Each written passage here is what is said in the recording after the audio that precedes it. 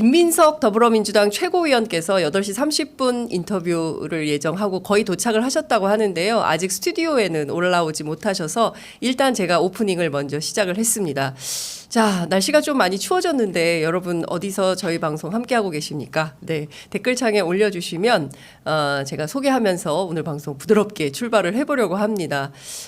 장윤선의 취재편의점 여러분들 응원 속에 무럭무럭 성장하고 있습니다. 구독, 좋아요, 댓글, 알림 설정 함께 해주시고 방송을 보시면 좋을 것 같습니다. 연일 전국이 매우 혼란스럽습니다. 게다가 러시아의 북한군 파병 이슈가 점점 커지고 있고요. 미국과 나토에서 직접 군사 병력의 숫자를 확인해 주면서 이 전국이 어디까지 일파만파 커질지, 경우에 따라서 이것이 국내 정치용으로 활용되는 것은 아닌지 우려가 점점 커지고 있습니다. 특히나 윤석열 대통령과 그리고 국민의힘 한동훈 대표 간의 갈등이 그야말로 첨예화되고 있고요.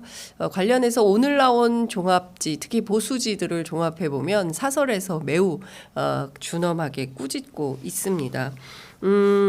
동아일보 사설에 이런 내용이 실렸습니다. 윤석열 대통령이 돌을 맞아도 간다. 도대체 이 방향이 맞는 건지, 길이라는 건 도대체 있는 건지, 그러니까 제대로 방향이 설정이 돼서 이게 이 돌을 맞고라도 갈 길을 가겠다라고 하는 것은 경우에 따라서는 대통령이 주장했던 뭐 연금 개혁이랄까, 노동 개혁이랄까, 뭐 교육 개혁이랄까, 특히 지금 크게 문제가 됐던 의료 개혁이랄까, 뭐 이런 것에 대해서 뭐 어떤 원칙과 방향, 그리고 국민들이 공감할 만한 수준과 내용이 있다면 뭐 대통령이 돌 맞고 가겠다 응원하겠죠. 그러나 이것은 오로지 김건희 여사를 지키는데 골몰하고 있는 것이 아니냐라는 비판이 나오는 것입니다. 한겨레 신문 사설에도 비슷한 내용이 실렸는데요. 이건 뭐 최근에는 보수지와 진보지, 그리고 뭐 조중동과 한겨레 경향신문이 거의 비슷한 논조로 윤석열 정부를 향해서 비판을 하고 있습니다. 한겨레 사설 제목은 정치면 기사입니다. 김건희 위에 돌을 맞겠다는 대통령, 이것입니다. 그동안은 뭐 김여사 이렇게 존칭을 써왔는데 오늘 보니까 한겨레 신문과 경향신문 두 매체는 모두 김여사라는 호칭 대신 김건희 이렇게 쓰고 있습니다. 그러니까 돌을 맞아도 가겠다라는 이 방향이 옳지 않은 것은 아닌가라는 비판, 이것이 동아일보 사설이라면 한겨레 같은 경우에는 이 돌을 맞겠다는 각오가 김건희를 위한 길이라는 게 이게 말이 되는 거냐라는 비판이 나오고 있습니다. 경향신문은 국정상실의 시대 대통령은 안 보이고 김건희 남편만 보인다, 이렇게 또 비판을 하고 있습니다. 예, 제가 지금 말씀드리는 순간 김민석 최고위원 저희 스튜디오에 도착을 하셔서 바로 모셔서 말씀을 좀 들어보도록 하겠습니다. 지금 8시 36분 지나고 있습니다. 경북 경산에서 보고 있습니다 하셨고요. 그리고 오늘 KBS 박장범 앵커 아시죠? 쪼만한 파우치, 바로 지난 대통령과의 신년 대담에서 쪼만한 파우치, 그 디올 명품백을 쪼만한 파우치라고 해서 전 국민들에게 굉장히 상당히 큰 웃음과 허탈감을 안겨준 그 앵커가 바로 이번에 KBS 사장 마지막 최종 후보에 올랐습니다. 아마도 오늘 어제 KBS 1일 총파업이 있었고 오늘 잠시 후에 뉴스타파 한상진 기자 모셔서 저희가 언론 이슈도 좀 짚어보려고 하는데요. 그때 저희가 박장범 앵커와 관련해서 여러 가지 말씀을 좀 드리도록 하겠습니다. 뭐 저도 뭐 얘기를 좀 들어보니까 사실상 박장범 앵커도 김건희 라인이더라라는 얘기가 정가에 파다한데요. 관련된 얘기 다른 기자들 취재한 내용이 있는지 좀 살펴보도록 하겠습니다. 김민석 의원님 바로 모셔가지고요. 말씀을 좀 들어보겠습니다. 의원님 어서 오십시오. 앉으십시오. 예, 이렇게 생방송이 스펙타클합니다. 네, 예. 예, 8시 반인데 무려 7분을 지각하셨기 때문에 제가 먼저 그냥 시작을 해버렸습니다.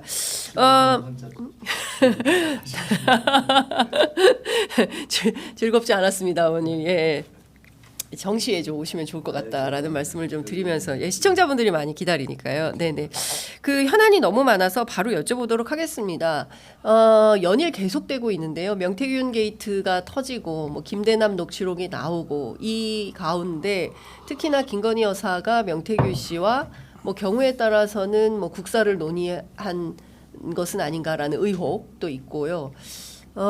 이 가운데 또 한동훈 대표와 윤석열 대통령이 극한 갈등을 하고 있습니다. 최근에 이런 정황 전반적으로 민주당 어떻게 보고 있습니까? 우선 중간에 제가 말씀을 듣다 같은 생각 하나는 명태균 씨와 국사를 논한 거 아닌가 뭐 이렇게 말씀하셨잖아요. 네. 김건희 여사는 명태균 씨뿐만 아니라 많은 사람들과 국사를 논하신 것 같고 예. 많은 사람들과 영적 대화를 하신 것 같고 네. 일단 그렇다는 생각이 하나 들고요.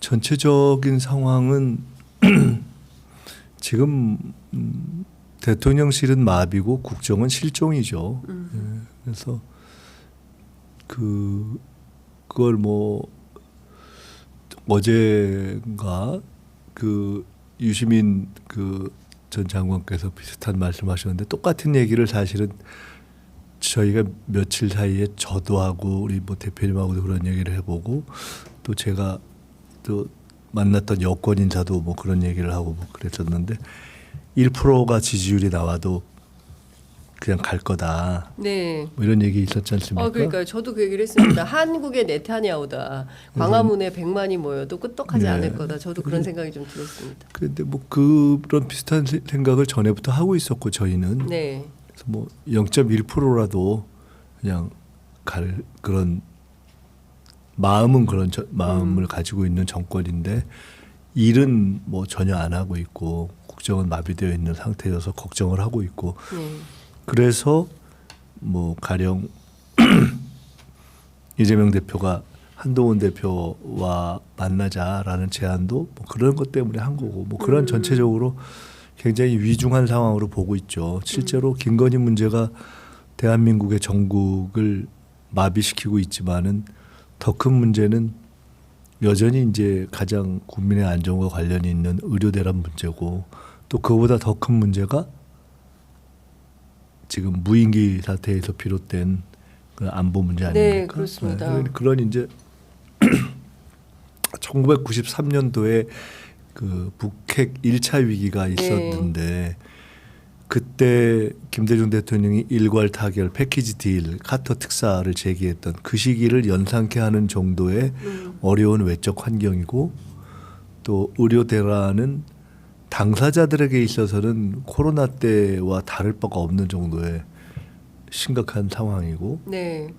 그리고 정치는 거의 IMF 직후에 현직 대통령이 있었지만 사실상 국정에 손을 놨던 것 같은 그런 상황이고 네.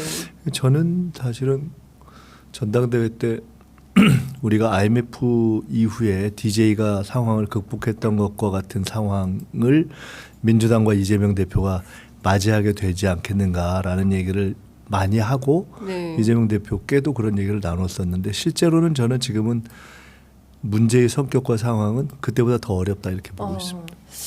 사실 의원님께서 어제 뭐 이런 말씀하셨는데요. 그 라디오에서도 말씀하셨지만 지금 그 사실상 무정부 상태 비슷하다. 예. 그리고 이 정도면 차라리 그만두는 게 낫다라고 이제 제안도 하셨는데요. 그런 거 있잖아요. 네. 얼마 전에 비슷한 얘기 들었었는데 우리가 뭐 가령 지도자가 제일 나은 게 네. 그 똑똑하고 게으르고 그러면 이제 밑에 사람들이 편하니까 네. 그다음에 자유롭게 일할 수 있고 그다음에 이제 그다음이 똑똑하고 부지런하고 그러면 네. 이제 밑에 사람들 피곤하고 예. 그다음에 조금 부족한데 게으르고 그러면 뭐 그냥 돌아는 가니까 네. 부지런한데 이제 근데 모자라고 부지런하고 이러면 이제 개판되잖아요. 그렇죠. MB 때 많이 유행했던 뭐 말입니다. 그런 예. 그런 예. 얘기가 있지 않습니까? 예. 그런 등등을 놓고 볼 때 차라리 이게 뭐 아무것도 안 해주면은 좋을 수가 있는 정도의 상황이 있는 건데 지금은 좀 무능하면서 그렇다고 뭐 아무것도 안 해서 딴 뭐 체제가 돌아가게 하거나 네. 뭐 여당이라도 그럼 알아서 하라고 하거나 뭐 그것도 아니니까 굉장히 난감한 거죠. 그러니까 이제 그러니까 국민들의 이 분노와 교체 욕구는 높아지고 네. 이대로 가겠나 하는 판단이 보수층까지 확산된 거잖아요. 그렇습니다. 예. 제가 요새 조중동은 무슨 민주당 성명서 같다 이렇게 얘기했더니 어디 맞습니다. 예. 어디도 기사가 났더라고요. 그런데 그걸 또 안 듣잖아요. 그러니까 그리고 뭐 객관적인 환경이 저희가 의석 자체가 국민들이 상당수가 원하는 탄핵이라는 걸 할 수 있는 환경이 안 되고 민주당이 뭐 노력의 문제를 떠나서 안 되고 그러니까 사실은 엄청나게 어려운 상황인 거죠. 네.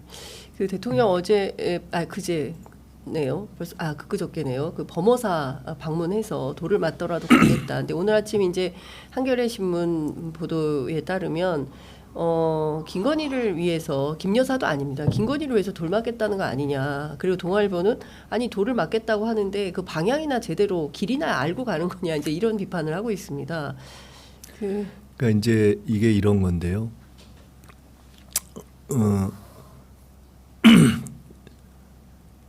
이게 어느 정도 수준, 그러니까 이렇게 보면 정상의 레인지, 네. 범주라는 게 있잖아요. 그렇습니다. 근데 이제 그거를 뛰어넘어 있잖아요. 예. 이 정권과 대통령은 그러니까 아무리 그래도 상식적으로 이 정도는 하겠지 않은 그 그러니까요. 범위에 안 들어와 있잖아요. 네. 범위 바뀌죠. 예, 그래서 아무리 비판을 하거나 또는 하더라도 난 상관없이 내 길을 간다.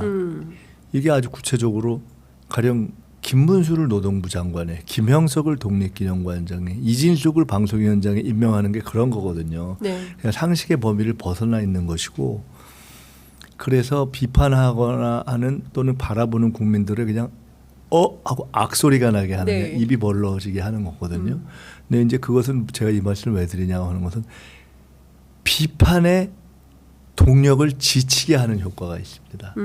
그래서 국민들이 지치고 무기력감에 빠지고 아유 그냥 이거 내가 신경 안 써야 되겠다 해도 안 되네 이렇게 되는 그런 것까지를 기대했다라고 보다 그런 본성적으로 과거에 이제 구구 파시즘이라든가 이제 그런 게 있는 거거든요.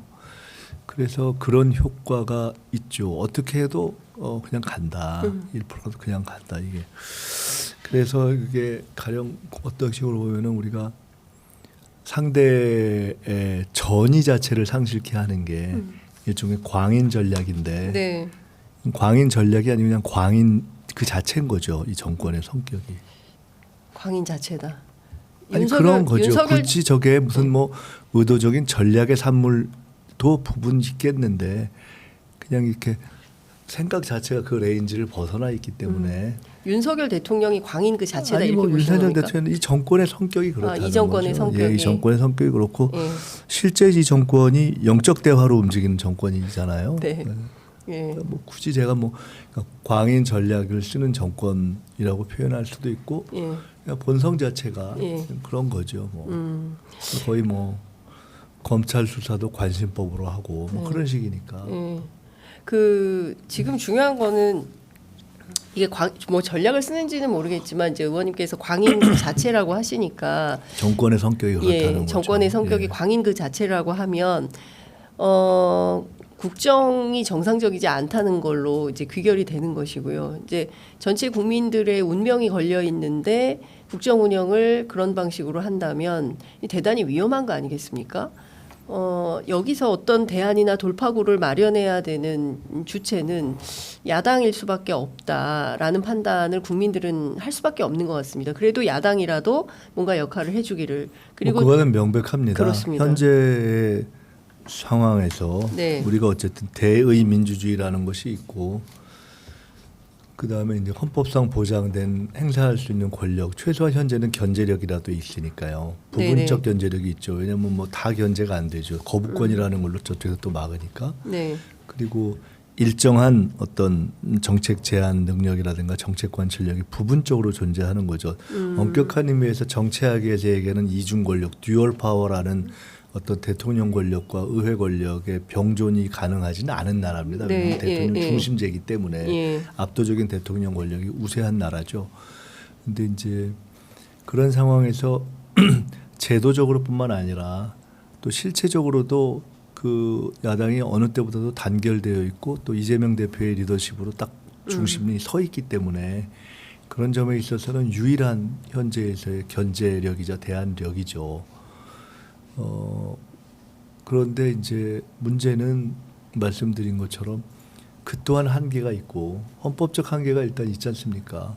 국민이 상당수가 요구하는 탄핵을 할 수 있는 상황이 아니고 네. 그 민주당의 판단과 결정으로 할 수 있는 상황이 아니고 또 법을 특검을 통과시킬 수 있는 상황도 아니고 예. 굉장히 어려운 거죠. 근데 이제 그렇기 때문에 제가 뭐 초기부터 이 정권은 무너진다면 내분으로 무너질 것이다. 네. 저는 사실은 제가 탄핵이라는 얘기를 일관되게 안 해온 사람이거든요. 네네. 왜냐하면 그건 숫자가 필요한 게임이니까. 그래서 무너진다면 결국은 본질적으로 내분. 내분이 있으면 그 길이 탄핵으로 갈 수도 있고 뭐 그냥 뭐 하야로 갈 수도 있고 어떤 분들이 얘기하는 개헌으로 갈 수도 있고 여러 가지 길이 있겠죠. 네. 근데 본질은 내분인 거거든요. 근데 이제 내분에 의한 표의 구도의 변화가 있어야 되는 건데 그 표의 구도도 원래는 야당 192석에 부족한 8이라고 봤었는데 최근 보면은 과연 이준석 개혁신당의 표를 야당 표라고 계산할 수 있는가 네. 하는 문제가 있기 때문에 실제로 저는 11표에서 12표 이상이 안정적으로 구도에서 변화해야 네. 이게 이제 법적으로 가능하다고 네. 보거든요.